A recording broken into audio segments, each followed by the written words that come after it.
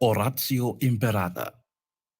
God our Father, we come to you in our need to ask your protection against the 2019 and coronavirus that has claimed lives and has affected many.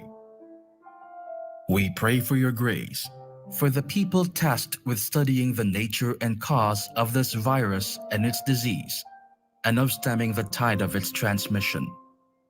Guide the hands and minds of medical experts that they may minister to the sick with competence and compassion, and of those governments and private agencies that must find cure and solution to this epidemic. We pray for those afflicted. May they be restored to health soon. Grant us the grace to work for the good of all and to help those in need. Grant this through our Lord Jesus Christ, your Son, who lives and reigns with you in the unity of the Holy Spirit, God forever and ever. Amen. Mary, help of all Christians, pray for us. Saint Raphael the Archangel, pray for us. Saint Roch, pray for us. Saint Lorenzo Ruiz, pray for us. Saint Pedro Calungsod, pray for us.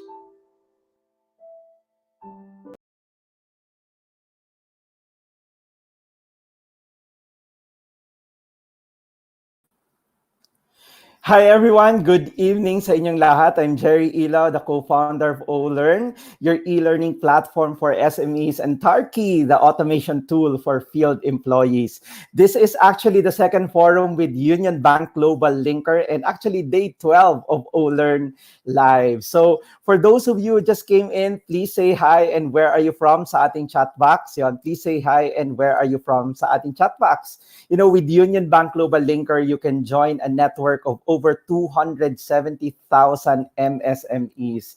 Connect with potential suppliers and customers, learn from other business owners and experts, and of course, avail of exclusive offers and discounts. So let me introduce my partner and co-host, the chairman of AFI and the founder of Retail Academy, also the director of PMA, an OD consultant, Mr. Eric Kaeg. Hi, Sir Eric. Good evening, sir. Good evening, Sir Jerry. How are you tonight? Yes, I'm doing well. Thank you so much. Kumusta ka, Sir Eric? Okay naman. So today is April 8, 2020. It's a blessed Tuesday. It's already the Holy Week. But it's Wednesday, I'm sorry. Before everyone takes a full break, we'd like to give them a special episode tonight, having a powerhouse tandem. Yes. And actually, very timely yung pag-uusapan natin because now that we are in this lockdown, di ba, we are looking for customers, for leads. And Yes. we've highlighted in the past, a lot of people are saying that you need to go digital. And what we're going to talk about today is tonight is leads generation, di ba? So Yes. tama-tama. So, maganda ito for most entrepreneurs who were actually forced or pressed to go digital. This is one of those important angles that you have to look at when you're doing your digital efforts. Yes. Yeah. So those of you who are watching, I'm sure you're very excited. So please share this broadcast and also comment where you are so we can greet you. Please share this broadcast so that more people will be able to watch it. Pasalamatan lang natin, Sir Eric, yung mga partners natin. Of course, Sige, we would Sir like to Jerry. thank yung co-presenter ng Ulearn Business Summit, Union Bank GlobalLinker. So yan, nandito sila. Yes. So thank you so much. Our advocacy partners, AFI, Go Negosyo, Philippine Marketing Association, Philippine Retail Association, Let's Eat Pare, Institute of Management Consultants of the Philippines, Retail Academy, Leapreneur, Tarki, and also LearnX. Yan. So maraming salamat sa mga advocacy partners natin. All right. And yeah, so kung okay ka na, Sir Eric, we'll introduce our guests. Very good. Yan, sige. So, first and foremost, we would like to introduce the Vice President of Union Bank SME Platforms Head. Yan, may puso sa mga SMEs, always trying to look for ways to help yung mga SMEs across the Philippines. Please help us welcome Mr. Jaypee Soliman. Sir JP. Hi! Hello, hi, good evening, everyone. Good Thank you evening, for Sir JP. joining. How are you Yes, tonight? huling spirit natin to, JP, before Holy Thursday. Yan. Yes, Yes. yes, Holy yes. Wednesday today. Kumusta ka, JP? Good. Well, shocked because may extend ang lockdown natin. But looking at it as an opportunity, well, we can host more webinars for our viewers and for the SMEs, di ba? And we Yes. can we can do this more often ngayon. Yes. Yes. Thank So we also have another special guest tonight. He is an entrepreneur, a training advocate who has 20 years experience in digital marketing, grabe, business strategy transformation, leads generation, and has visited 15 countries around the world to talk about digital marketing and leads generation. He has worked with global brands and Fortune 500 companies. So please help us welcome the founder of Aguila Digital, Mr. Franco Maldonado. Hey guys, Hi, how you Franco. doing? Good Pretty evening, good. Franco. How are you? Hey, good evening. Good to be with you guys. So excited to join you for today. Thank you for the invitation. Yeah, it's our pleasure actually. We're so excited with your talk because, as we were saying earlier with Sir Eric, this is really something that many companies are looking for. They need help on leads generation, especially now business is what we call that business is interrupted. So the more leads they can get for their companies, the better it is for them, and then the faster for them to recover. Absolutely. And I think the beautiful thing about the digital world and everything that is happening in the 21st century is it creates an opportunity for businesses to operate. Even when you're asleep, leads can be working for your business and generating revenue for you. So I'm very excited to dive into this with you guys and start laying some foundations for how to maximize lead generation. Great. Sige. So, if you're all okay, we'll give the floor first to Franco and All then right. later with JP. So, take it away, Franco. Awesome. Thanks again, guys. I'd love to share my screen with you. I have some slides here that we're going to be going through. And I myself, something that's really, really fun. You know, a lot of people in the Philippines, they know my name is Francisco. The short name for that is Franco. I am the founder and chief strategist with my business partner of Aguila Digital. This is a new initiative of our organization as we move into Southeast Asia. Something that's very fun about me is I'm from the island of Puerto Rico. I'm also from an island. So on this first slide, I always love to show people an example of how small Puerto Rico is If you look here on the left side, you see the United States and Mexico, and all the way over to the end, there's this little red dot. That is the island of Puerto Rico. It is in the Caribbean, and of course, because of that, I do speak Spanish, and as you hear, I speak English. And then when I compare that to the Philippines, Philippines is very, very large compared to my one little island. You guys have over 7,000 islands, and of course, Puerto Rico is just one island, and my one island is comparable here and within this little red circle that I drew a line to show you just how small Puerto Rico is. But what I love about the Philippines is that we have a lot of similarities in our culture, and you guys know Diana Torres, and you guys know even Valenciano, who is half Puerto Rican. Most people don't know that. But yeah, very excited to come to you from the US and from my island to share about leads generation and digital marketing and what I do. I'm very passionate, and I really love to help business owners. Part of my story, as I shared with JP, who invited me into this call, is that my dad himself, he was a small business owner, he was an entrepreneur, and he started his business successfully in Puerto Rico, and he moved from Puerto Rico to the United States, to Florida, and I saw him challenged by lead generation as a small business owner. I saw him challenged as he expanded his business. And so that's why I'm very, very passionate about this. I would love to equip and empower everyone as much as I can so that they can be successful. So we're going to dive in. We have quite a few things here to cover as we move forward. I see that hola right back at you, Ronster. Thank you so much. As we move forward, this is a little glimpse of what I do personally, and we're going to touch on some of this today as we dive in. So really, what I do is I do growth hacking, right? And growth hacking is a specialty within digital marketing where we mix together data analysis, applied psychology, and high-tech engineering. All of that comes into the middle together, and then we're able to see hyper levels of growth. So what I'm going to do today is I'm not just going to give you some lead generation tips. I'm not just going to tell you, hey, here are some tools, and if you do that, that might happen. I'm really going to give you some of the best strategies I have so that you can be successful with your own lead generation. And these are proven. As explained before, I have a long career. I've worked with a lot of large brands, but I've tested this all myself. I've tried this all myself. Some of this works for small brands. Some of this works for brands that are a little bit larger. But overall, all of this works for lead generation across the board.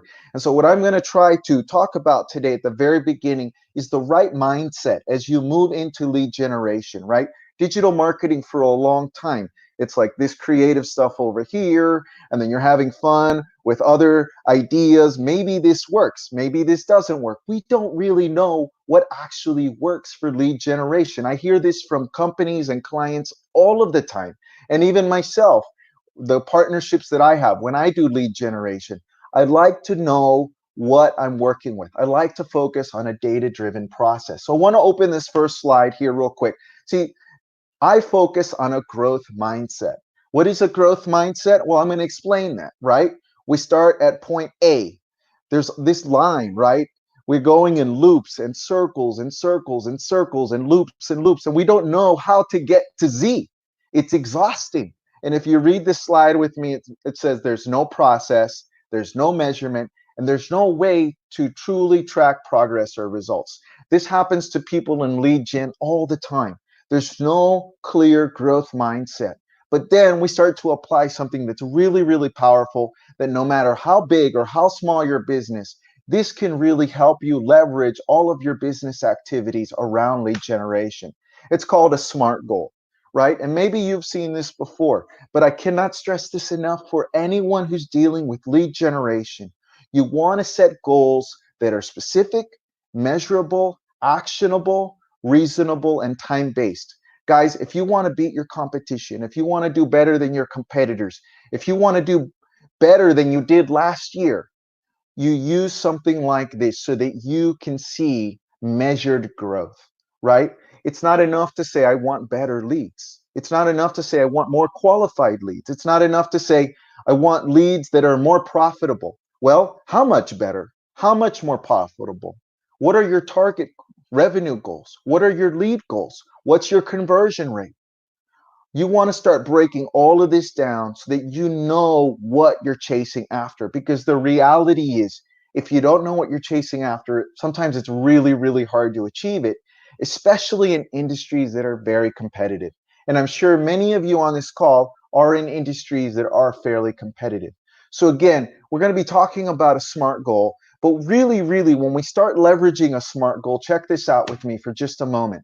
After you start leveraging a growth mindset and you use a SMART goal within a really clear framework, it's become so clear. You start to have a process where you know, okay, I'm going to go to this point and then I'm going to turn and I'm going to see how that works. And then I'm going to take, maybe I have to go backwards. Maybe sometimes you have to go backwards before you can go forwards. But now you can measure the process. Now it's specific. Now it's measurable. Now you have very clear time targets for what you're trying to do.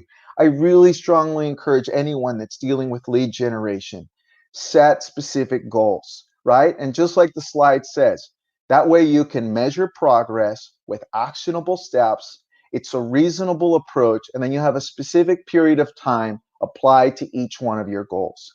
Guys, this is so powerful. As I've worked with Fortune 500 companies, as I've worked with Tech 100 companies from the European Union, this is something that their marketing departments use. This is something that their lead generation teams use. They use SMART goals. Why is this so important? Check out this next slide with me, right? Before the growth mindset came in, before the SMART goals, you have all of these lines, you have all these squiggles, you don't really know where you're going around in circles. Look at how long that line is when you stretch it out. When you take all of those loops and circles and you stretch it out, it's so long. You're wasting money, you're wasting time, you're wasting potential clients, you're wasting so much. But imagine a situation where it's highly measurable. You can understand what your specific targets are, and you have a specific period of time, right?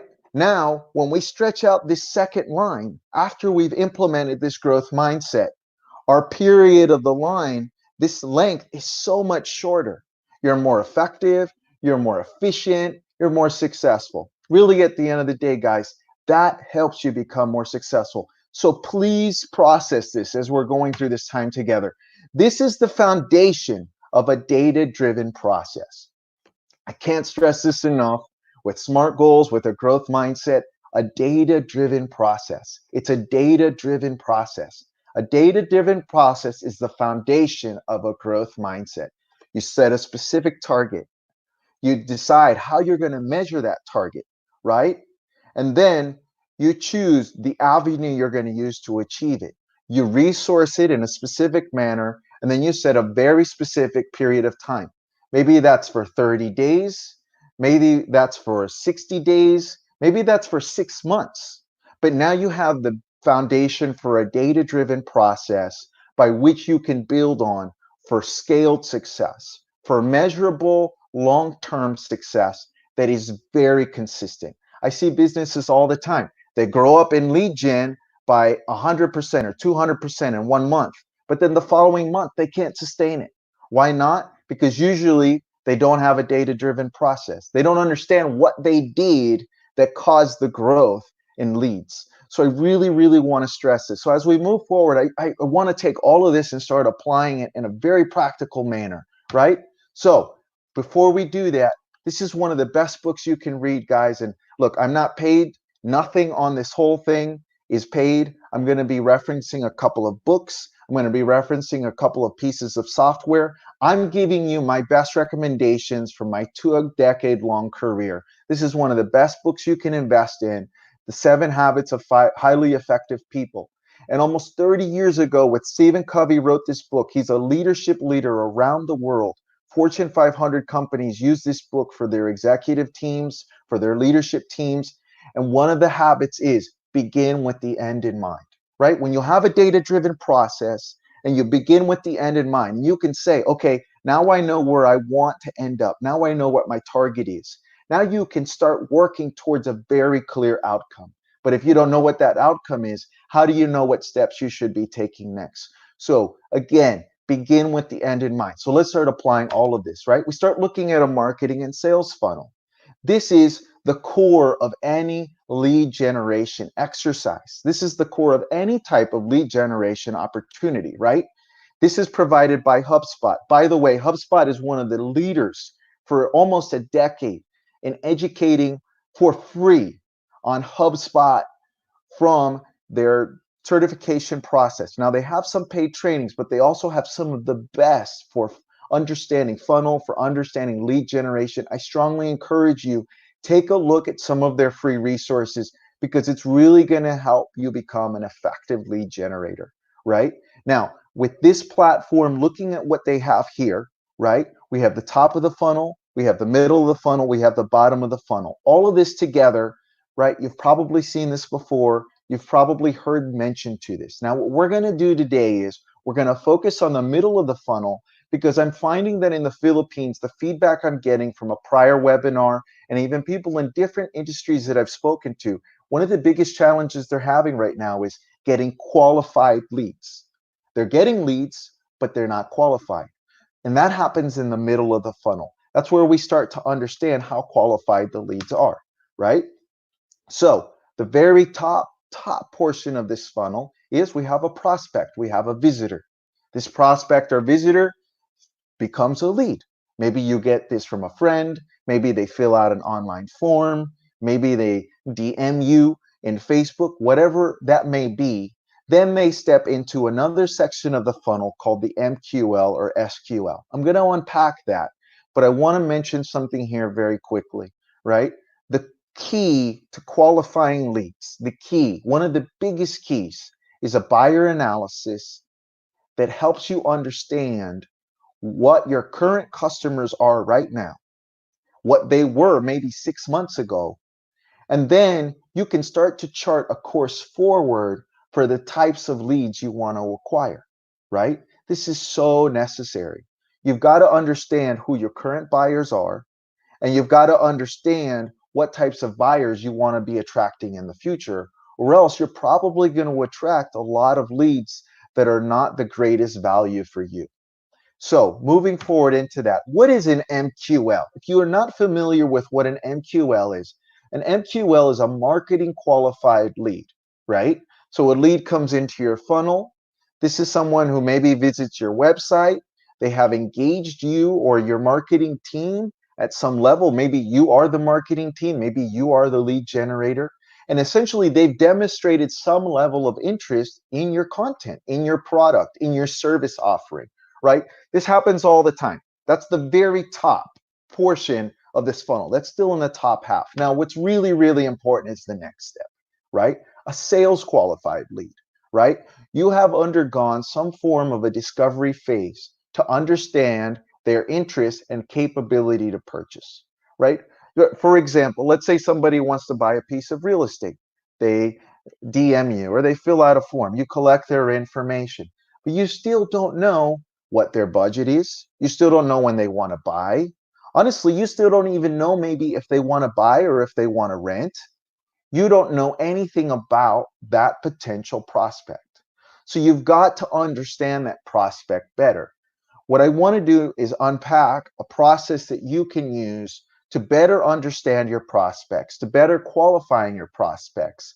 But again, this starts in a place where we start looking at your prior data. We start looking at your past customers. So I assume many of you here are here because you have been in business previously. You're shifting online, you're shifting to the digital world because of the quarantine. And now you're looking for solutions on how to generate better quality leads and how to qualify those leads. I assume that many of you right now are not brand new to business. So I'm going to engage this in that manner. On this next slide, what we look at are 3 steps we're going to be talking about here very quickly and very briefly. But ultimately, it's going to lay a great framework for you to move forward with. Number 1, I already mentioned, is a buyer analysis. Very important. This is critical for the success of your business. Number 2, a target audience persona.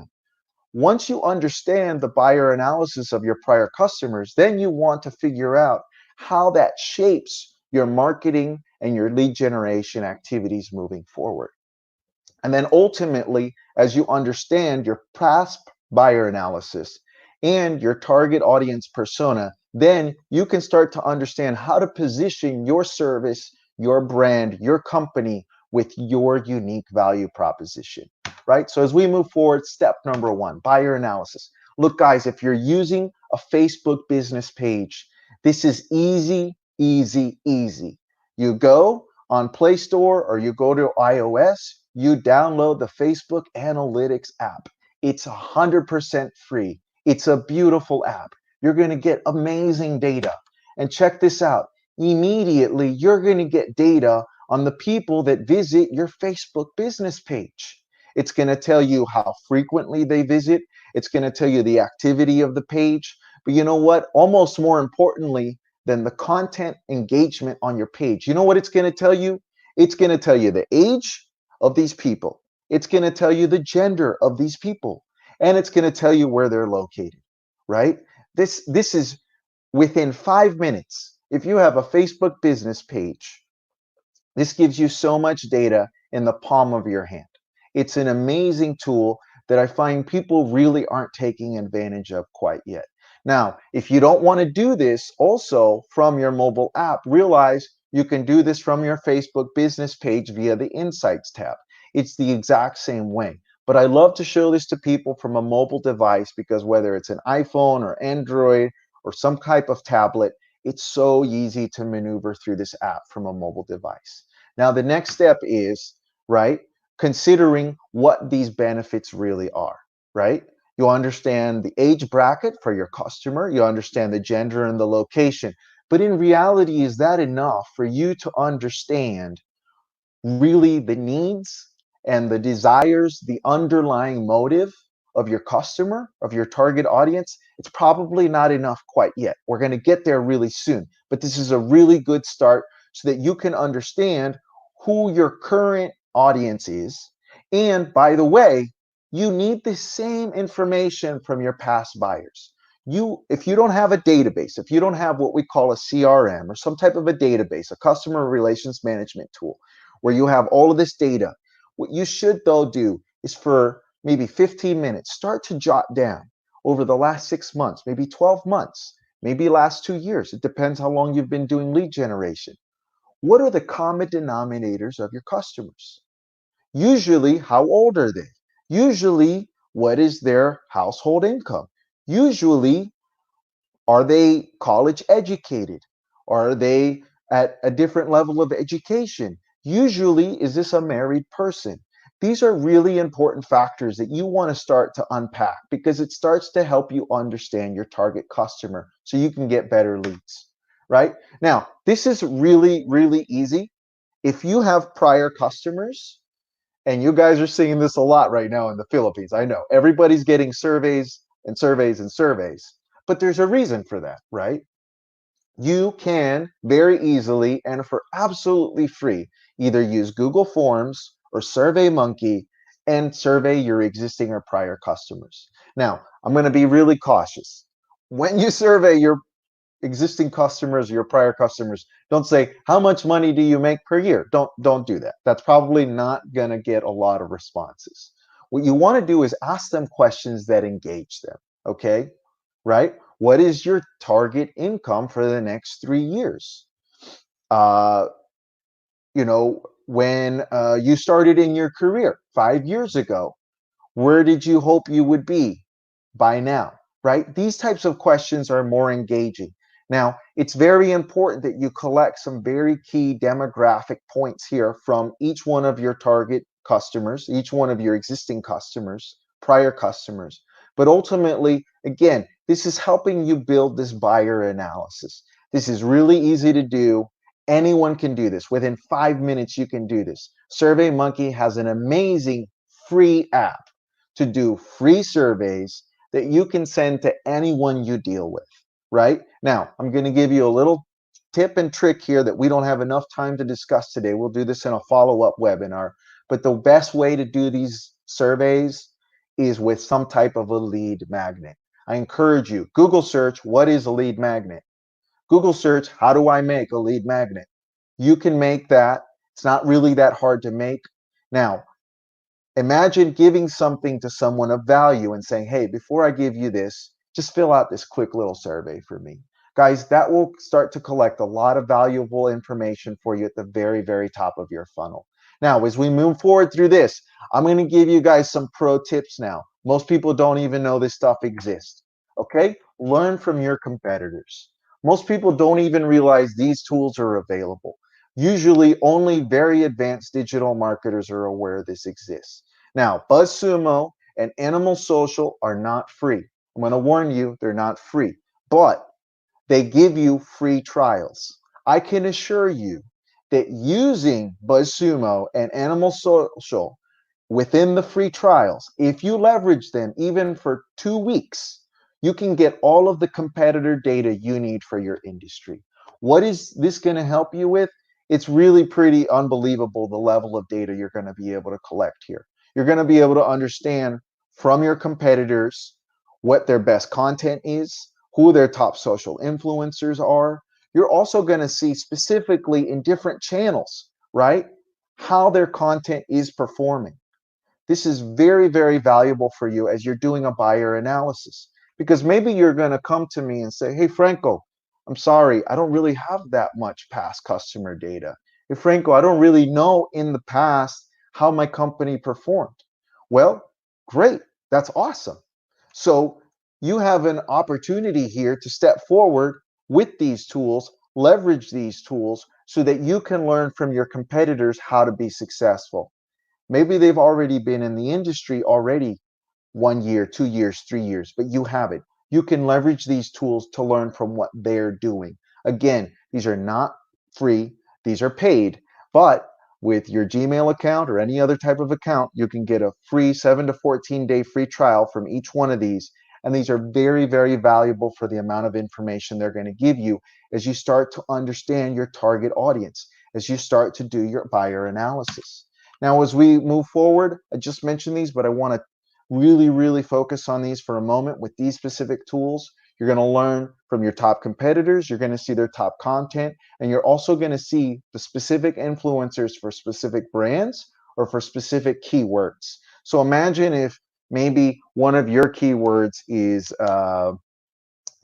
high-speed commercial internet, or it's commercial internet, or maybe it's VoIP. I don't know. Maybe you're in the B2B space. Well, you can leverage those keywords with these platforms I just showed you so that you can collect very, very valuable information from some of your competitors. Now, as we move forward, right, that's how we start a buyer analysis. That's not everything. But guys, if you just did those couple of things, it's going to be very, very valuable for you, because you're going to start to get a picture from the past on how you can look forward, right? A picture from the past on how you can look forward. Now we're going to dive into target audience persona. If you're a digital marketer, you know what a target audience persona. There's a good chance you've heard this term. If you develop content, there's a good chance you've heard this term. Really, what a target audience persona is, this is a fancy way of saying understanding your audience. That's really what it means, right? So as we start to collect all of this data, all of this buyer analysis, we can start to answer very specific questions about your buyer that it would include, right? Their age, gender, we touched on that before, right?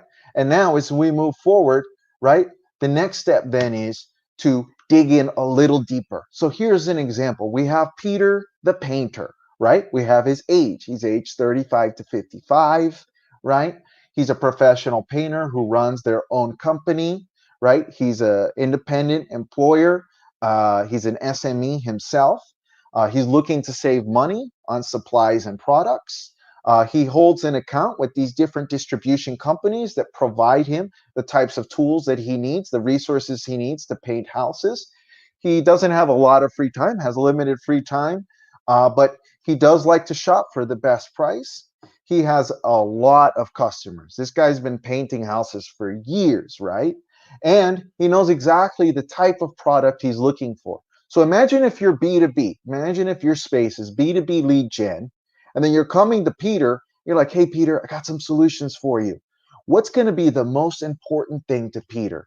Let's look at this again, right? We're understanding our audience. We're understanding our customer just a little bit better. He wants to save money, and also he doesn't have a lot of free time, so he wants to save time.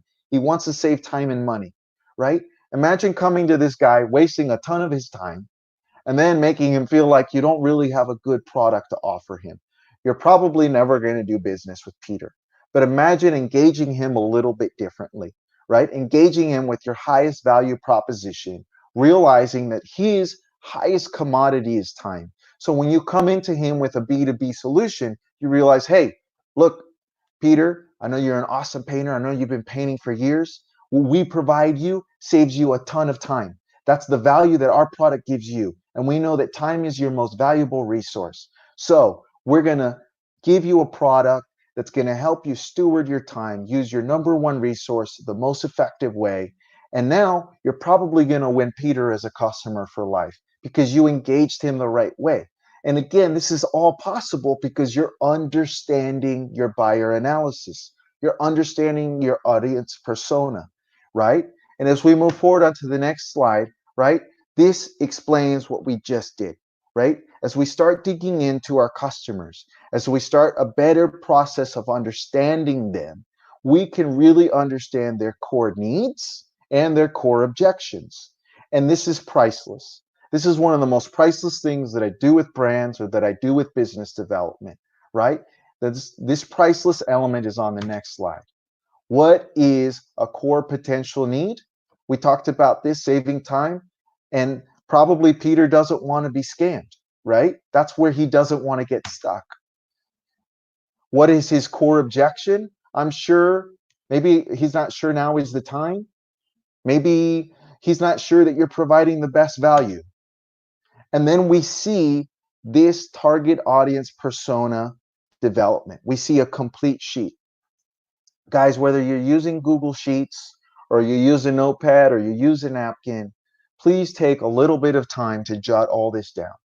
Because I can tell you right now, one of the biggest challenges I've seen in lead generation is people lose focus. People lose focus, lose focus, lose focus. They get focused on higher quantity of leads and they start bringing in all these leads, but none of those leads really have value.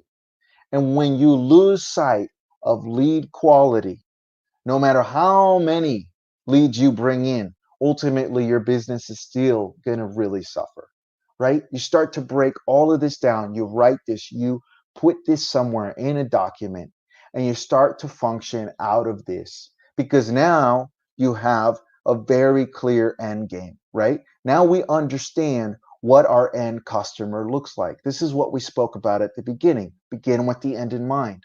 Have a very data-driven process. A buyer analysis of prior customers, this is really good data.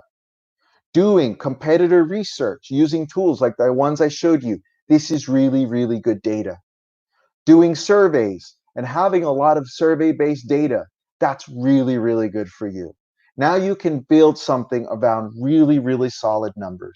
And then ultimately, you can start positioning your unique value proposition, right? That's it, guys. As you move forward, ultimately, we're going to have to follow this up with more engagement on how we use unique value proposition once you have all of this information, right? Once you have all of this great information, how do you leverage that with your unique value proposition? But I can tell you right now, the brands that are successful, the lead generators that are successful, the salesmen that are successful, they know how to separate themselves from the competition. And they do that with the unique value proposition that they present to their target audience. So as we wrap this up, I know I went through a lot of information. I know there's a bit of data in here. There's also a little bit of theory. But I think that overall, going through these slides together, if we're able to, finalize anything here together, right? Starting with a data-driven process, moving through with a buyer analysis, these are core parts of the process. You want to look at the past so that you can move forward. You begin with the end in mind. Then you start to really, really understand what your target audience looks like. And then you start to shape and shift a message for your audience based on your unique value proposition because you understand them better. So guys, for right now, I am going to conclude this session. Thank you so much for listening. Thank you so much for your patience. And I know JP wanted to follow up with some great additional strategies for you.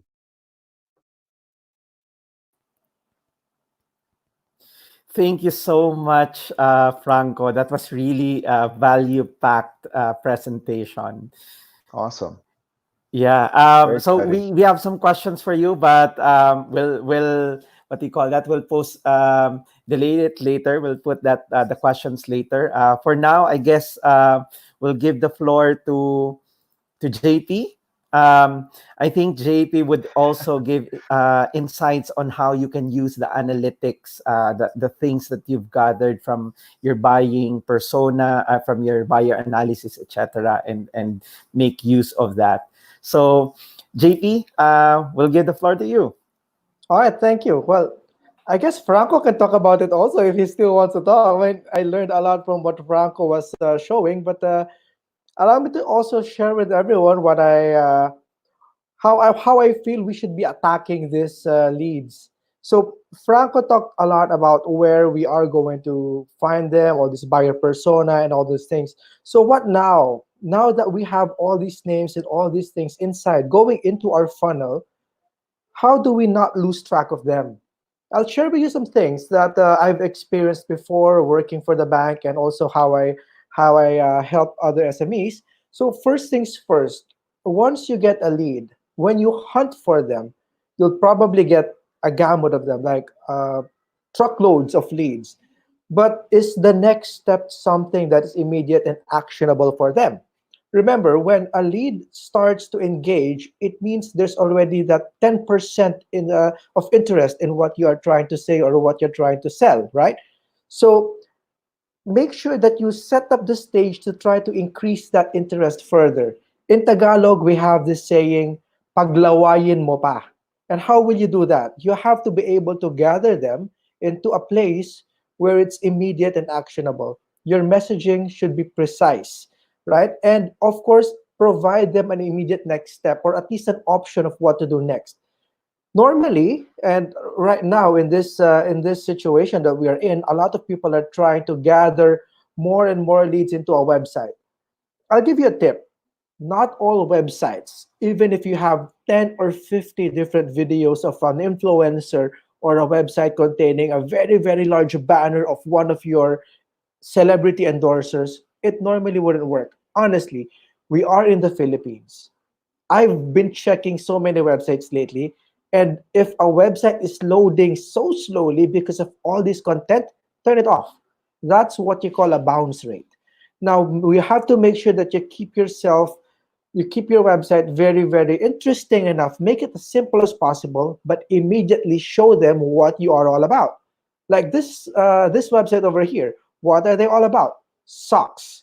So immediately from that place, when I enter it, I see socks. And then there's a portion where I can do my next step. What do I want to do? Do I want to inquire? Do I want to shop now? Do I want to browse more? There's always a next step.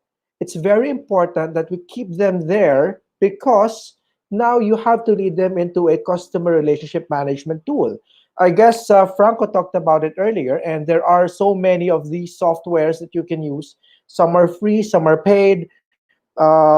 Examples of the paid ones, which are really, really good, would be the likes of Salesforce, and you have like HubSpot, I believe, also has a customer management system. But it's quite important to start keep tracking of those leads and what are the different executions happening.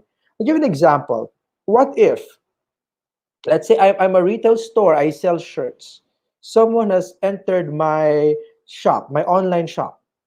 They get to sign in, and I get to see what are the things that they're browsing, what are the things that they're very interested in.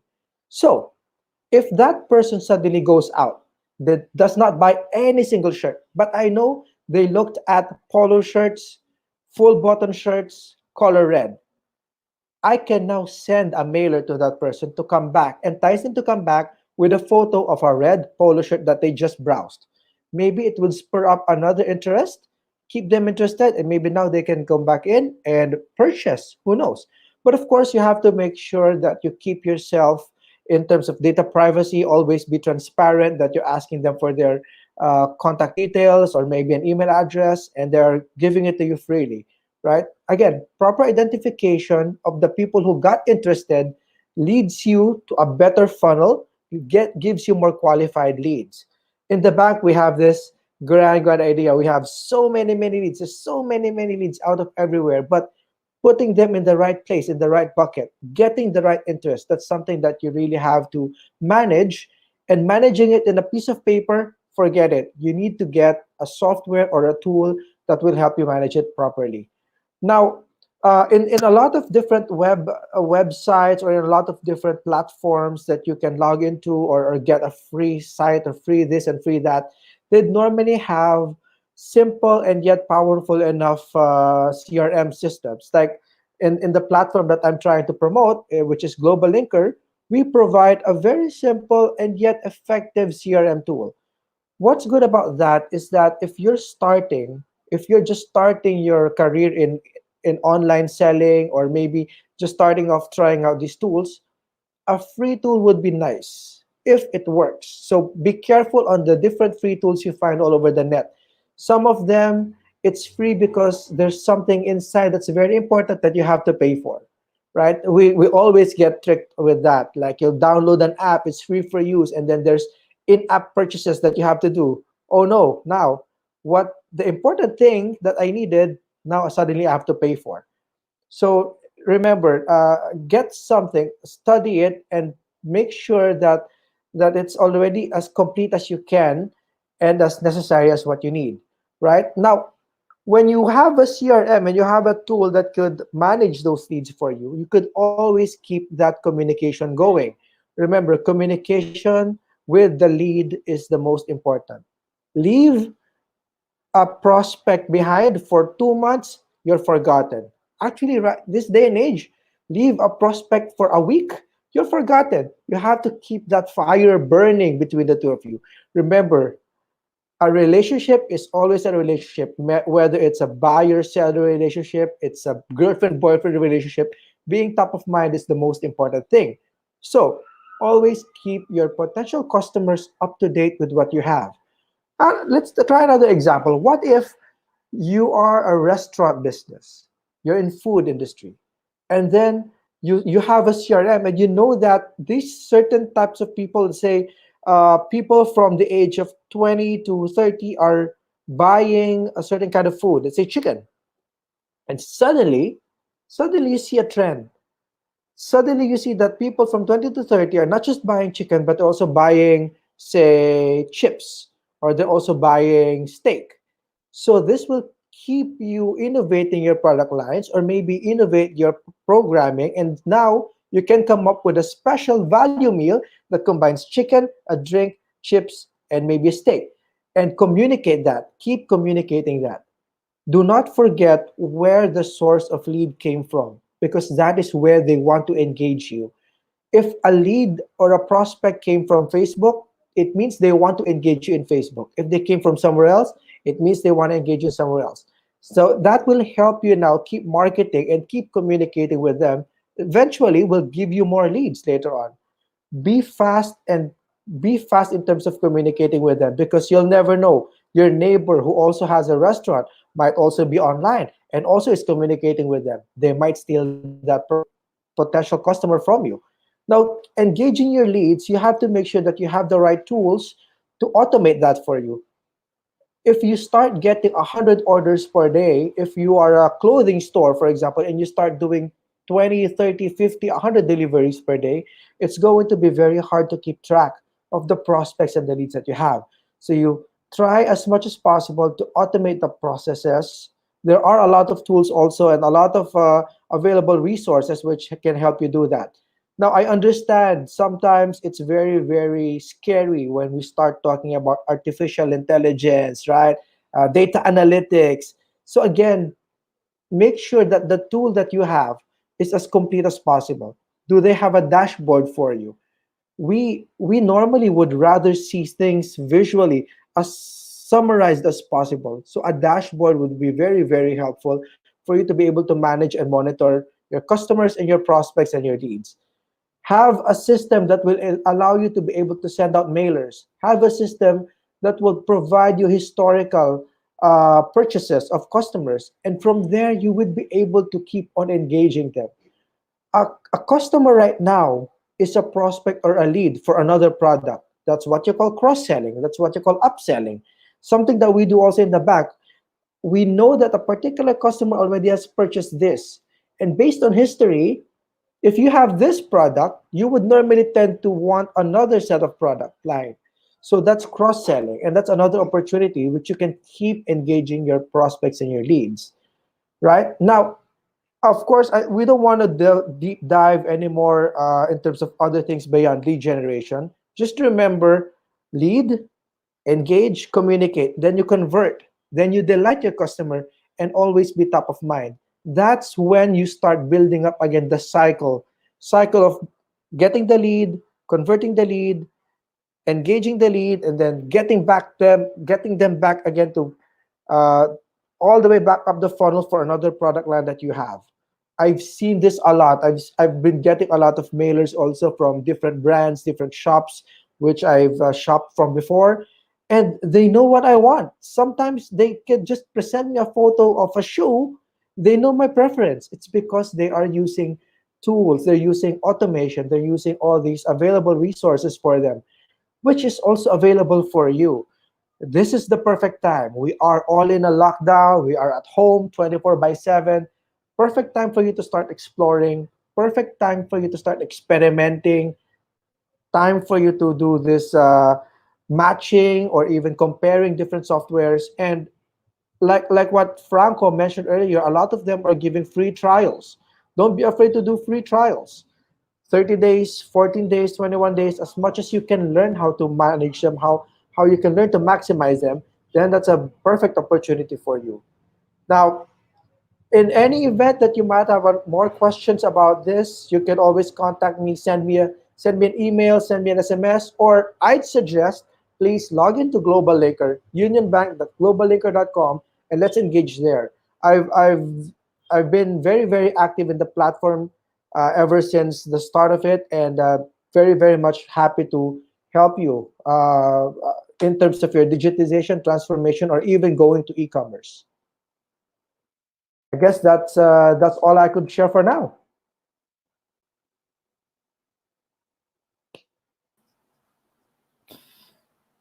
Wow, thank you so much, JP. There are a lot of tools in Union Bank Global Linker that I think is gonna be very helpful for SMEs. Right. Yes. In fact, you know what? Platforms nowadays, they talk to each other, right? So it's not because you are in one platform doesn't mean that you can't use a tool from another. One very, very good tool that I normally recommend to my customers is Google Analytics. It's very, very user friendly, Yeah. and it's compatible with any other platforms. You might have a website from, say, I don't know, Shopify maybe, or some other place. It's integratable, right? Yeah. Uh, Yeah. Facebook Analytics is very, very nice as well. Yeah. You Yeah. don't really have to spend everything to be able to maximize, right? Yeah, that's true. I like what you said about convert, delight, and be top of mind. Yeah. Yeah. Let's bring in Franco as well. Yeah. So yeah, very, very Thank great you, House. presentation. I think we have some Awesome. questions from the audience.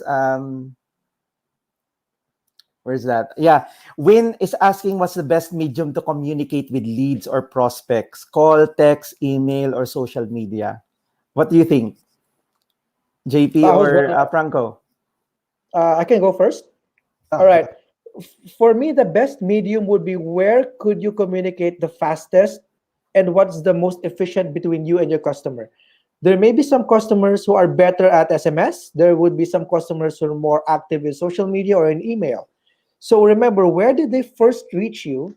Stick to that. And then later on, when you start gathering them, you will learn more about their behavior and their communication style. And that's where you'll start engaging them better in a different platform. Right. So where did they start to communicate with you? Stick there first while you're starting to learn where would be the better platform to communicate. Yeah, I think that's a good principle to follow. Franco, anything to add? No, I think that's a phenomenal piece of advice. And ultimately, if you can ask them in the lead generation process, sometimes you can on a form ask them, how they prefer to receive Yeah, communication, or if there's something else you can do where even via text, there's different answer responses they can give you. So I Yeah. think it's always good to assist the customer in that process as well when possible. Yeah. Thank you. Sir Eric, is your audio okay? Oh, I think your audio, we're not hearing you, Sir Eric. Yeah, if you can probably log out and log in again, let's see if that will fix the problem. Um, Another question from Amy: what CRM platform do you recommend? I think there are a lot of CRM platforms, but for those people who are just starting out, um, in this whole thing, not to be overwhelmed, what CRM platform would you recommend? Yeah, I think from from what I've seen, GlobalLinker has a great platform to start with. If they don't have another option and if they want to get started somewhere, I think that's a really great place to start. And then you will over time see what your needs are, right? Because sometimes with a CRM, you don't really know what functionality you need long term. Yeah, And it takes a yeah, little time to determine, what you really want. Do you want SMS? Do you just want email? Do you want both? Do you want automation? Do you want a little bit of data visualization? All this type of stuff. So I think GlobalLinker is a favorite place to start. And then I think after that, there's so many. I mean, it's just unbelievable how many free CRMs there are. yeah. HubSpot used to be in the US, and this is US dollars. HubSpot used to be a few years ago at least 5,000 US dollars a month for HubSpot. Wow, And wow. now HubSpot will give you their CRM for free. So you just never know what's going to be out there for free. But again, I really think because of the integrations GlobalLinker has, it's a great place to start. And then there's just so many free solutions. Yeah. Okay. Yeah. Tess is also mentioned, JP, that I am updating yet my profile in Global Yeah. Linker. The Hi, platform is Tess. so amazing. I'm enjoying it. It's really awesome. Aside that it's free. Yeah, I remember. Hi, Tess. I Yeah. think I answered all your emails in Linker, so thank you. Thank you so much.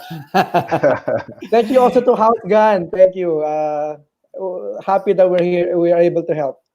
Yeah. Jojo, one of the our certified Lipinors is also here. He said Golden Nuggets. Thank you. And also thank you, Dow JP from Flora.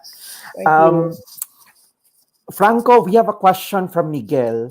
He's asking, how do I generate leads for a luxury real estate market amidst COVID-19 pandemic? Hmm. Oh, I love these. These are my favorite real world scenarios. Look, I think we have to, I did a webinar a week ago and I had a similar question about real estate, specifically in the Makati area near Rockwell.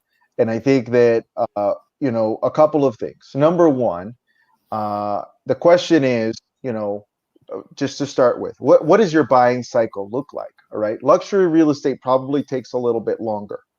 So because luxury real estate probably takes a little bit longer, if you think the pandemic's going to end 3 months from now, then you probably want to start collecting leads now, right? Now, what you have to overcome is the psychological hurdle of this pandemic with people who are looking at real estate from a luxury perspective. And what's really, really great about a product like luxury real estate is there's so much value in it in such a variety of different ways with the amenities, with the pictures, with the experience of the property. Maybe the location is a fairly well-known location, right? So all of that together works. Now, what I'm going to strongly recommend to you is you might want to develop what I mentioned in the talk, a lead magnet, and say, top 5 most important factors in luxury real estate, and start sharing this with people. If you're doing luxury real estate, you've probably been doing it for a couple years. I'm going to assume that because not everybody just walks in and starts luxury real estate overnight. You probably know what the biggest factors are in choosing a piece of luxury real estate, right? So I would lead with immense value. I would put this out in front of everyone. Look, guys, even if you're not buying right now, look, read this, 3-page document and review the 5 most important factors in purchasing a luxury piece of real estate, and then get that out on everything, man. Get that on LinkedIn, get that on Twitter, get that on Facebook, get that on in every single place you can. And then what'll happen is you will be able to generate a top of mind position for many people as the luxury real estate guy, right? But it's going to take a little bit of work for you to generate this document. And it's very easy to do. There are great tools that would assist you in doing that. I've seen people do things like that even within Google Sheets or Google Slides, excuse me, Google Docs or Google Slides. And then with a couple of pictures of your own real estate properties that you've sold in the past. Maybe even include a recommendation from a past customer that talks about the buying process with you. So I strongly recommend some type of a lead magnet development. Okay, yeah, thank you for that, Franco. I think it really sets the importance of getting doing lead magnets, especially for those when the buying cycle is quite long, like for real Absolutely. estate. We have other questions for I think JP. You mentioned about analytics. Annie is Yeah. asking, when can we do data analytics now, considering the Data Privacy Act? Maybe you want Yeah. to clarify. Okay, first thing first, yes, you can do data analytics because remember what I said earlier, you have to make sure that you follow the rules and the guidelines of the Data Privacy Act. As long as the data was given to you consently, there's a consent for the buyer to give it to you, then yes, you would be able to. That's why I'd like to also share with everyone, please be careful. It's not because they're giving you free umbrella doesn't mean you have to give everything, right? You see that all around when you're walking the mall before, they give you a free umbrella, you just write things, and they start asking for everything, right? Be careful, really.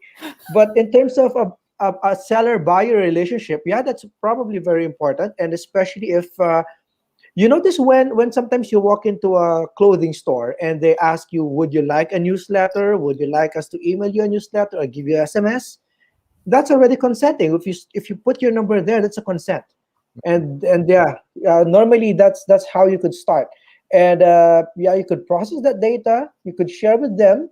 Anyway, you're not broadcasting everything. It has to be confidential between you and your customer. Keep it that way, and then you're okay. Okay, yeah, I think we're generating a lot of interest from the viewers. So keep asking your questions. Yeah, even though we're a little over time, pero okay lang. Just to answer your questions and to help you out in this time of crisis. So John is asking how to start a lead gen in food and retail store. So do you have any advice? Franco, you have? When it comes to retail, we call this usually in the digital world e-commerce, right? Yeah. So Yes. lead gen for retail and e-commerce, it's a little different than a lot of other types of lead gen. It's actually like e-commerce itself is like a whole different discussion. It's a whole different world than really lead generation. Now for food business, food and beverage marketing and advertising is also like a whole nother beast too. These are very different areas. I mean, it's a little tough, but what I would say is the following: is ultimately you're probably not doing lead generation, you're probably doing more brand awareness, right? That's probably really what your target is you want to be in people's minds and people's brains. And if you do some form of lead gen for a restaurant, who knows? Maybe again, using a lead magnet, maybe you would give people some of your favorite recipes. Maybe you would give people some of the favorite things that you've seen in cuisine and a certain type of food. But again, I don't think it's really lead generation. But guys, I'm new to this market. JP, when someone says lead generation in the Philippines, is it possible they mean brand awareness or they really mean lead generation for a restaurant and retail store? It really depends on the industry, right? Yeah, Yeah, normally for a retail store, leads generation is about brand. It's about brand management. Yeah, yeah, being top of mind as a brand. yeah. Okay. Okay, yeah. So thank you for that. So more on brand awareness, right? That's Although absolutely right. if I could For add to food what and retail. if I could add to what Franco mentioned, there was this one organization that I was helping before, and they wanted to promote their uh, what is this? They were into food. They were selling a certain kind of pastry, but it was a different kind of pastry that not everyone would really like it. So what we did was we tried to study who are the ones who keeps on buying and buying and buying. And what we did was we looked for similar groups in Facebook of people of the same kind, and that's where they started doing leads generation.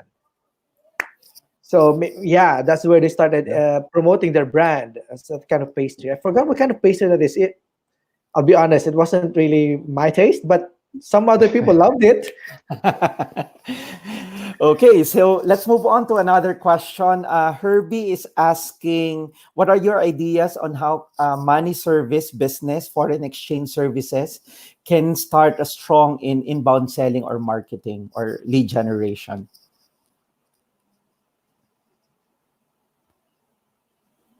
Yeah, want me to start? So Yeah, I please. guess that particular service is too, what do you call this? It's too specialized, right? Money service business, foreign exchange. Not everyone really needs that kind of a service day in and day out, unlike retail or food.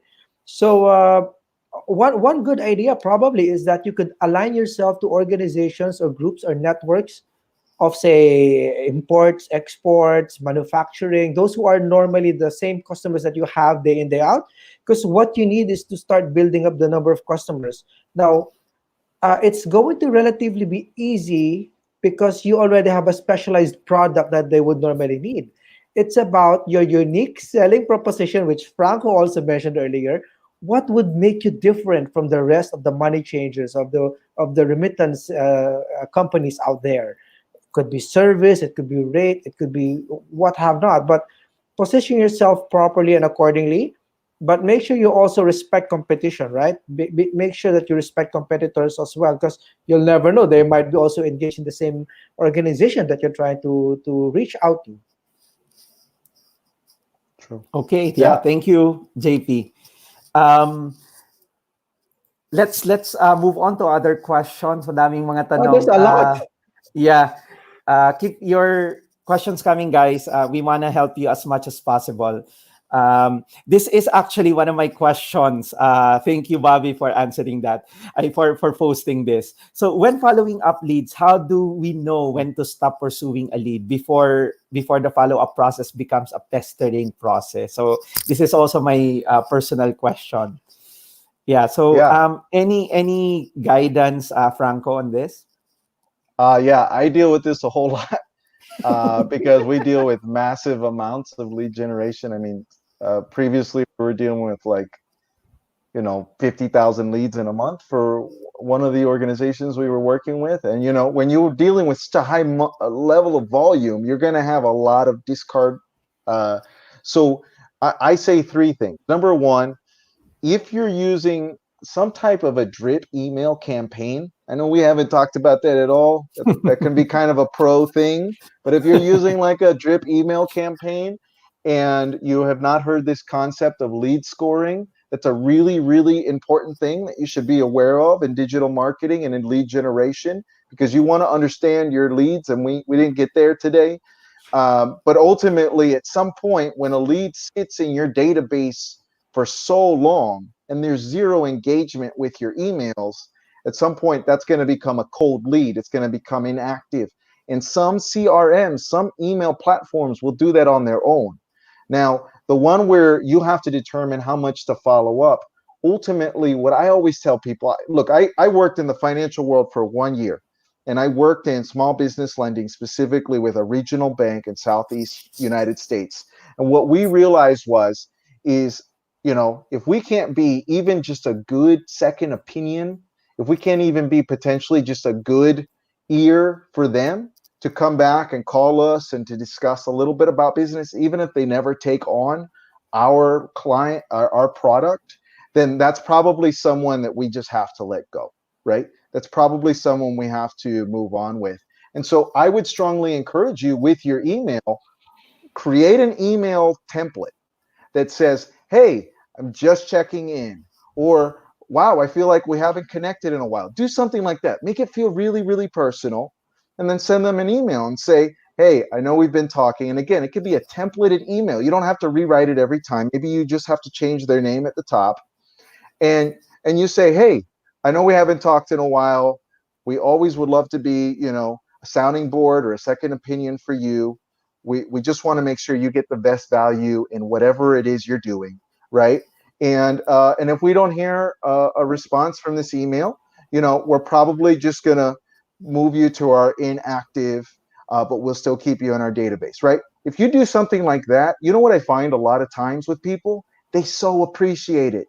They're like, wow, this person took a time to ask me how I'm doing, and they want to know if I just want a second opinion from them, even if I don't do business with them. Wow, even that sometimes can revive a deal, right? But then if they don't come back, then really okay, it's time to move on and let it go. And I think email is a really, really great way to do that. Yeah, thank you for that, Franco. How about for those that are doing manual calls? Like outbound calls. yeah. Yeah, What do you call this? Yeah, telemarketing. telephone call, telemarketing. Yes. Do Yeah, you advise how look, many calls or something wherein yeah, yeah. it's yeah, it's the right time to stop? Yeah, look, I work with call center teams all the time, and I work in the lead gen function, right? I don't run the call center side of things. That's a sales director. But what I can tell you right now is, usually the rule is three, right? Set a call. Hopefully, if they don't pick up, they leave a voicemail. You want to follow up on the voicemail to know if they got it or not. And then the third time around, it's really like, man, we don't know if anything's going to work, but let's just try one more time. Here's a Hail Mary, like they say in the US. And so Okay. usually that's it. It's the rule of three. And if after that point it doesn't move forward, we work with a large telecom in the United States right now, similar to like a Globe or PLDT. And that's a really standard process that they use for outbound calls with Yeah. their sales team. So I really strongly leave it at like three calls and then move Okay. on. I like that rule of three. Yeah. Sir Eric, you have a audio already? Ah, Oh no. We still can't hear you. And we still can't hear Sir Eric. Yeah, so we have other questions here. Lex is asking, how about for renewables like solar panel system? Is lead magnet effective in this industry? Yeah, in where I lived in the US in the state of Florida for a while, this is a really, really big industry. It's booming right now. In the US, renewable alternative resources, because they want to move away from coal, they want to move away from nuclear. And Florida is called the Sunshine State because so many days out of the year there's sun. So what, actually, we briefly even spoke to a solar panel, a private company there that dealt with another company called Florida Gas. And Florida Gas is natural gas based solutions or services, right? And then Florida Solar Panel was trying to come in and work with them. And they did a great lead magnet with that, where they explained how much money you save every year by going to Mm, solar, and mm, how many panels and how much maintenance means over X amount of time, then you save X amount of money. And then the value of that to your property, how that raises the value of your home if you do actually own it, right? Now that's what they did. Here, of course, it would be different, but I can tell you, I believe that would be very, very effective for any type of a essential or utility based solution for the B2C. I think that would be great. okay, yeah, so it works even for renewables. Dennis is asking, how about in agribusiness? Is lead generation gonna work for agribusiness? it's so broad. Agribusiness is so Mm-mm. broad, so we have to know really what's specific in agribusiness. If we're talking about farm to market or farm to table type agribusiness, are we into feeds? Are we into poultry growing? It would depend. Different types of customers have different types of personalities. Sometimes one set might not want to be targeted like a lead. They would rather Okay. be targeted something else. Uh, Look at it this way. Go back to how user journeys and user experiences are started, right? Your own customers, how did they want to get targeted? You as a customer, how did you want to get targeted in the agribusiness? And maybe that's one way you could start off developing a lead generation process for particularly the agri one, the agribusiness side. Okay. Thank you, JP. Um, Can Nicole I is drop an additional tip to that real sure, quick? sure. Yeah, there's a website that if you're on this call and what JP just said maybe doesn't ring a bell, you can go to Google. Google has a website called Google Think. You just Google search Google Think, and one of the specific tabs you'll see in Google Think is called Customer Journey Road Mapping. They actually show you how to build a customer journey roadmap, and it just really, really dives into the process JP unpacked, and that's actually how I learned to do it like 8 years ago. Like I just used Google Think to learn that.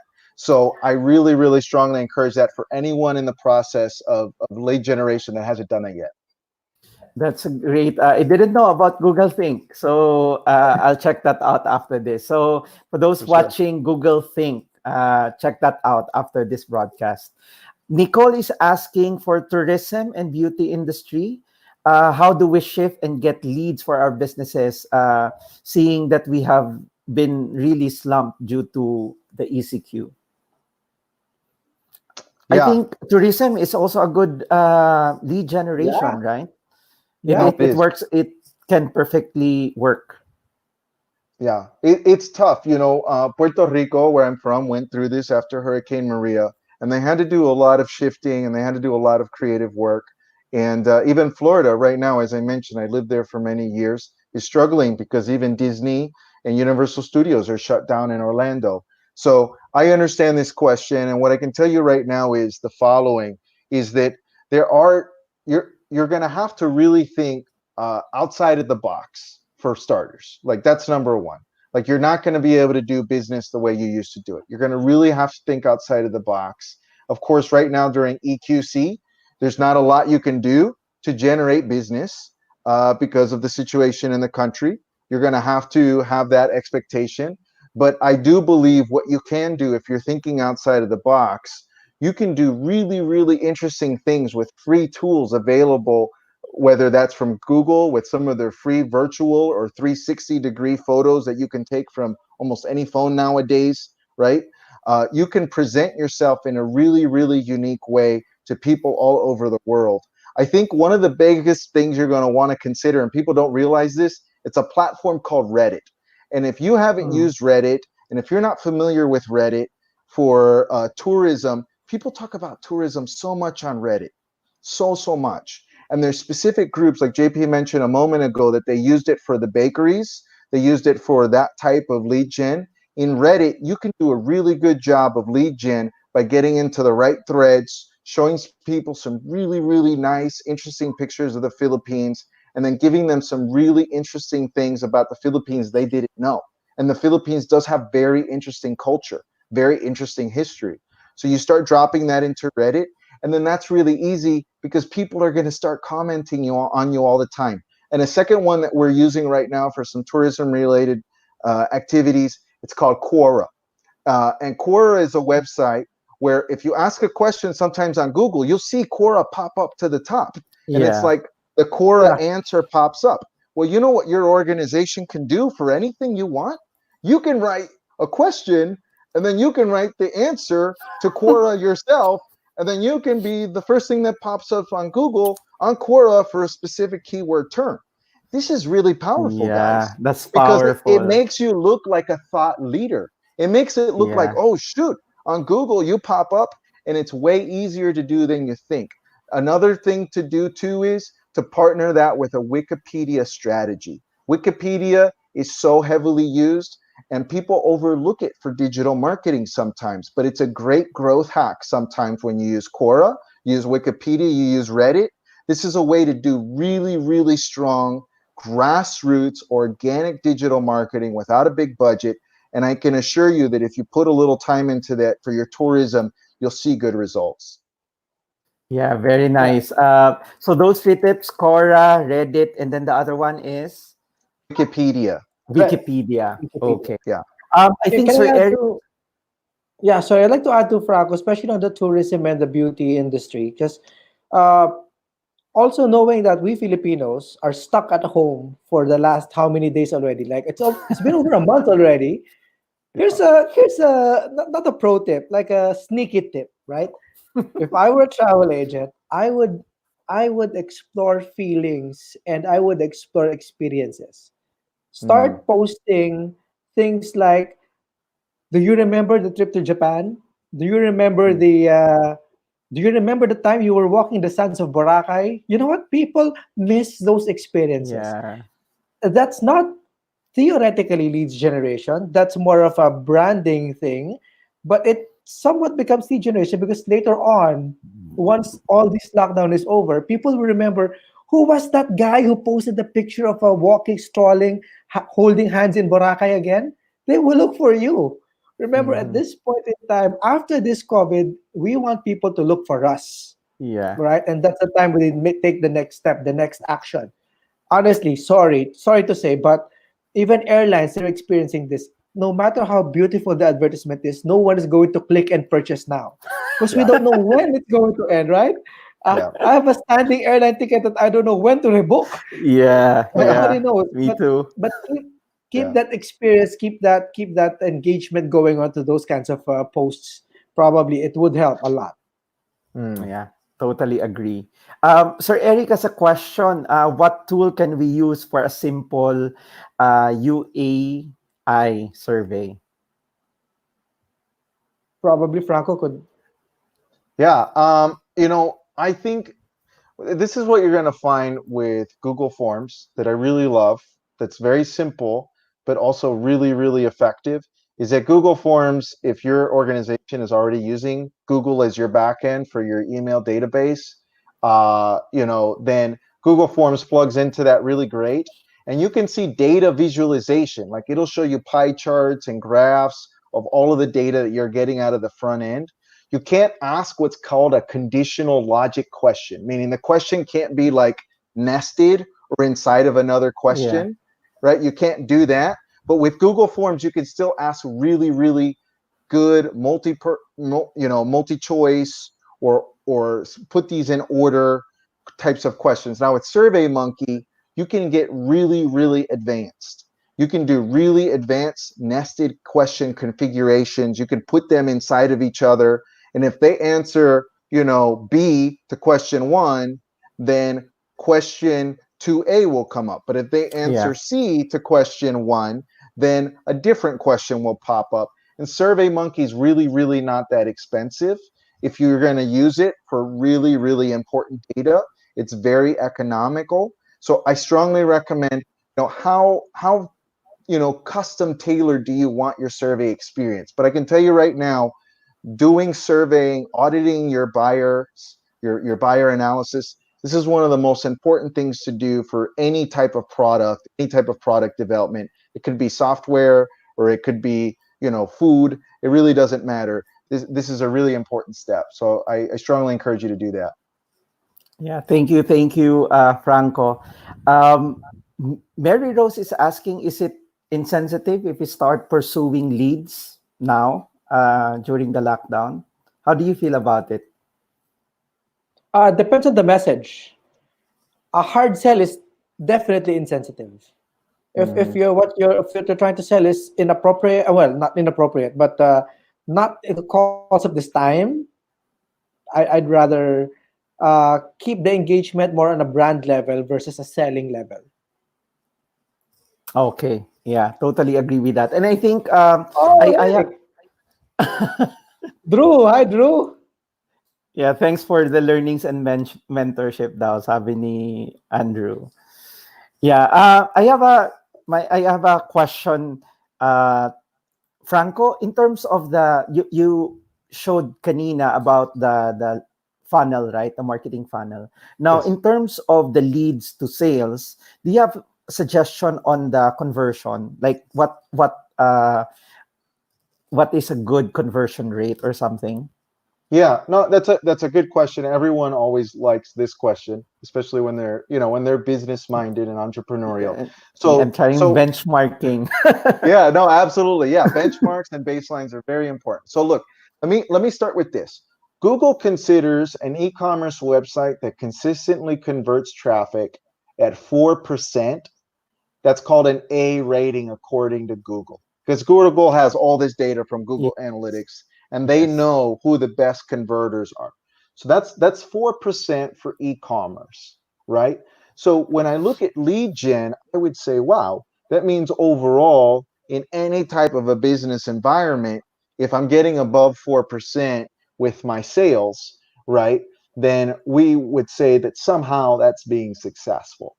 Now, from content marketing strategists, a content strategist or a content marketer will tell you 20% of your leads should somehow bring revenue to your organization, right? So now we have two pieces of data that are really far apart. We have Google saying 4% of leads, or excuse me, 4% of traffic to e-commerce should be converted. And then we have a content strategist over here trying to sell you this idea that says that 20% of your leads should somehow generate some form of revenue, even $1 should be generated from them, right? And then when we look at something like a landing page, a unicorn landing page is 10% plus, which is where I've based my career. I build landing pages like every week, and that's where I do my lead gen. My landing pages have to convert at least 10%, or else I'm not happy. But actually, in most industries, people's landing pages convert somewhere between 5 to 8%, right? So then let's go a step further. Let's say you're running a call center activity, and I have a landing page, right, that converts 10% of everyone that lands on it, right? 100 people land on the landing page, and then we would say 10% of that is converted, right? So now that's 10 leads that came into the system, whoever the brand or whatever the product is. And then I know some of the best call center teams in the world that I've worked with. I mean, some of these are like Tech 100 brands in the EU, and their sales teams convert those leads at 30%, right? So that means now 3 out of 10 are going to become customers, right? So ultimately, what I just told you is 3 out of 100 potential customers, potential website traffic became customers, but 30% of my actual leads became paying customers, right? So there's a lot of different numbers. It's different industry to industry. That was in B2B telecom, right? Actually, it was B2B telecom, but really it was like a version of fintech. It was an indirect version of financial technologies. So we can look at this in a lot of different ways. What I tell people as a benchmark is, if you're converting 5% of your overall traffic into paying customers, you're never going to be unhappy. You're always going to be happy, right? If 5%. And if you're converting at least at a minimum of your actual leads, right? And this is different because you've got to bring in things like cost per acquisition. You've got to bring in things like lifetime value of a customer. So until I see that, I can't really tell you. But usually the rule of thumb I have is 20%. If you're converting 20% of your leads, it's really hard for you not to be profitable. In a situation where you're converting 20% of your leads and you're not profitable, something's wrong with your supply chain. And in that situation, that's a different aspect of your business you have to go look at. But this is the experience that I've had overall with different industries and the different work I've done. Great. Thank you so much. Probably the last question, since we're going over time already. I just can't pass this question because it talks about the food franchising industry where most of our AFI members are. So what is the best recovery plan to do lead generation after we surpass the COVID-19 food franchising? So these are franchisors offering their business to others. Any advice? Best lead generation strategy after the COVID-19. I suggest first thing you do, get back to those people who were interested before. The former leads, they will bring you new leads. And that everything stopped, the conversation stopped, right? Not just those who were interested. Go back to your franchisees. How are they doing?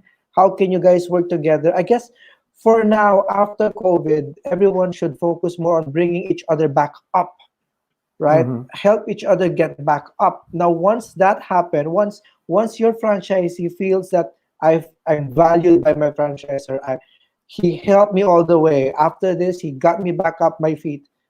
That alone would start generating more leads for you, right? That would be a good start, really. Yeah. You Yeah. know, franchising is a great lead generation arena. Franchising adds so much value to the end person, right? To whoever's gonna do the franchise, it's a future cash flow revenue stream for them, right? So you're giving them a lot of value.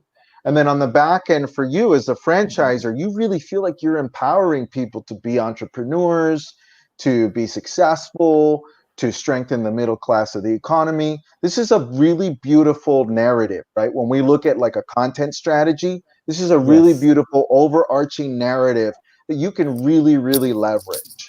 And I would say to anyone dealing with franchising in any industry, could be food, could be any other type of business. Recently I've seen a lot of gym franchising here in the Philippines. Is that this is a really, really great way to look like a partner to the person you're dealing with. Like you're really a truly invested partner in their success. And it's a win-win. That's the best type of business, right? I think if you're watching this, I think anyone on this call who's had business success, you understand that the best type of business is win-win because usually that's the most long-term sustainable type of business you can do, right? And so that's the beauty of franchising. And that's what I would leverage with your content. I would tell people, man, we're here to lift Philippines together. We're here to strengthen the middle class. We're here to partner together, shoulder to shoulder, arm in arm, to reestablish our position, right? Like, I think it's a really, really nice part of the unique value proposition. And I think for a lot of people who are going to invest in franchises, honestly, probably that's what they want to hear, right? They probably want to hear this message that, wow, we can do it. Wow, we can partner. Wow, we can be successful. Now you got to be careful because in the US, you don't want people drinking Kool-Aid. You don't want to sell people a pipe dream and not deliver, right? Like you got to be careful. Yeah. But I think, but also, to be honest, that's what an entrepreneur wants to hear. You know, an entrepreneur wants to dream. An entrepreneur wants to have a vision of the future. And that's what I think is great about franchising is there's so many ways to do that. I think LinkedIn is going to be a huge way that if you're doing a franchising model, you need to get on LinkedIn. You need to get on LinkedIn right now so that when the EQC is over, you're ready to roll. You set up your LinkedIn right now. And then I also think that you want to do anything possible to bring social proof. That's what we call it. Bring social proof to your franchising model. Have success stories of past franchisors. Leverage that to build the social proof that your model works, that your model is successful. And for me, that's super fun because honestly, that's what my dad did a lot of. So it's very exciting for me to hear that because I think there's so much opportunity in that for the Philippines economy anyways. So it's really fun. Yeah, perfect. Thank you so much, Franco, for that, and JP. Wow, I didn't expect we'll last this long. There are a lot of questions and interest from the audience. So, yeah, thank you so much. Maybe we'll give last few tips, parting words, Franco and JP. Go ahead, Franco. Yeah, sure. Hey guys, look, I just want to say thank you for having me. I'm so grateful to be here. As JP said, it's very easy to get a hold of me too via Facebook. I know Facebook Messenger is big here. My greatest desire right now is I don't want to tax anyone with what I've learned for 2 decades. I really want to help. I really want to serve. I really want to empower and equip others to be successful. And I think there's a lot of fun ways we can do that. I look forward to the next one. And, if you don't do anything else for the next couple of weeks, and, and if all I can tell you is one thing to keep top of mind is remember that it's really, really important to have a data-driven process. And it's really, really important to leverage something like SMART goals as a foundation, because then you can build a foundation for long-term success. And I know that's what I've done. And I really encourage you to do the same. So thanks again, guys, for having me. Thank you, Franco. JP. Right. I guess what I like to share with everyone, leave everyone with is Right now, honestly, this situation we are in, we are not on vacation. Well, tomorrow is vacation. Yes, tomorrow is Holy Thursday. Also. But honestly, we are not on vacation. Use this time to learn. Use this time to explore. Use this time to convert. More and more new business models will come out. If should this extend further, be ready. Be ready for your future. Start it now. Don't wait for the COVID to end, because everything you can do now you can do at home anyways, right? Everything is Mm, online. All the tools are there. Everything that's necessary are there. Converse with others. That's also one big thing. Learn with the rest. A peer-to-peer learning is the most important thing right now for all of us. That's why we're doing mm, webinars like this, and we do hope we can do more. Guys, if you want to hear more from Franco, just shoot us a message. Log into GlobalLinker, shoot me a message. This particular webinar was because of members of Linker asking to have a session like this. So let us know, and we'll definitely have another one for you guys. Yeah, I think definitely with the response of the viewers now, I think there's a definitely interest in terms of lead generation, and we hope to hear from Franco and JP some more insights next time. Sir Eric, uh, yeah, do you have audio now? Wala pa. Okay. So, yeah, thank you so much. Thank you so much, everyone. Thank you so much, Franco, JP, for this very valuable, for sharing valuable insights to our viewers for this second forum of our Union Bank Global Linker. And for those of you who are watching, if you want to subscribe to Learn, so you don't miss any of the live episodes that we're doing, just go to www.olearn.com/live. Go to www.olearn.com/live so you won't miss any of our episodes. And ladies and gentlemen, that's an example of lead generation. Yes. nice, nice, In action, very yeah. nice. Exactly. So go to www.olearn.com/live. So thank you so much again, JP. Thank you, Franco, Sir Eric. Thank you so much. To those who are watching, have a blessed Holy Week. We'll see you on Monday. So pahinga po tayo ng Ulearn Live tomorrow until Sunday. So see you on Monday. Have a blessed Holy Week, Awesome. everyone. Salamat See po. you. Salamat Thank po. you. Bye. Bye.